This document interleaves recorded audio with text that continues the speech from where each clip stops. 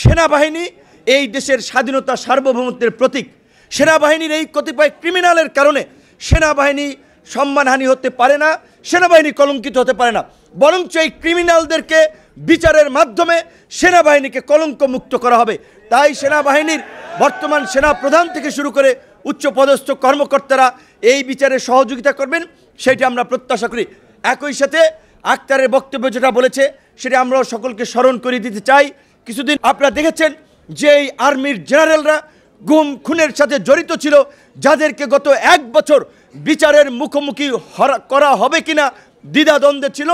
এই prosecution team, আইন উপদেষ্টা এবং ডক্টর ইউনূসের সাহসিকতার ফলে তাদের হাতে হাত করা পরানো হয়েছে। আপনারা দেখেছেন ওই যে একজন মেজর, তিনি কিভাবে পাখির মতো গুলি করছিলেন, তাদেরকে এখন হাত করা পড়েছে, তাদের বিচার হচ্ছে। আমরা পরিষ্কারভাবেই বলতে চাই, ডিবির কার্যালয়ে ছিলাম, একজন এডিসি তার আচরণের কারণে পুরো ডিবি কার্যালয়ে তটস্থ ছিল। তার নাম ছিল শাহিন শাহ, এডিসি, তিনি অ্যাডমিন ছিলেন, তার বাড়ি ছিল চাঁদপুর। জানি না এখন গ্রেপ্তার হয়েছেন নাকি দেশ থেকে ভেগেছেন। তো এই কথাটা বললাম এই কারণে, এই সামনে যদি নির্বাচন বিলম্বিত হয়, নির্বাচন নিয়ে যদি কোনো সংকট তৈরি হয়, আমাদের রাজনীতিবিদদের জন্যই কিন্তু বিপর্যয় অপেক্ষা করছে। কাজেই আমরা মনে করি অবশ্যই আমাদের যে প্রাণের দাবি, এই গণ অভ্যুত্থানের যে আকাঙ্ক্ষা, গণহত্যার বিচার, রাষ্ট্র সংস্কারের পরিষ্কার রূপরেখা এবং নির্বাচন, গণহত্যার বিচার চলছে এবং এই যে আন্তর্জাতিক অপরাধ ট্রাইব্যুনালের যে প্রসিকিউশন টিম, তাদের কার্যক্রমে আমরা খুশি, তাদেরকে আমরা ধন্যবাদ জানাই। এই প্রতিষ্ঠাবার্ষিকী থেকে আমরা চাই আগামীর বাংলাদেশ এই গণ অভ্যুত্থানের আকাঙ্ক্ষায় গড়ে উঠবে। আগামীর বাংলাদেশে হানাহানি, মারামারি, বিভেদ, বিভাজনের রাজনীতি থাকবে না।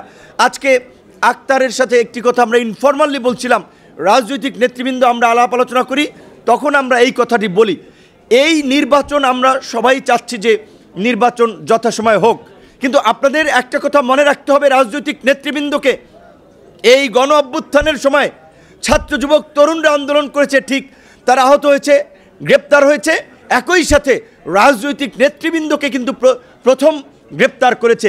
জামাতের সেক্রেটারি জেনারেল মিয়া গোলাম পরোয়ার এখানে বক্তব্য রেখেছেন।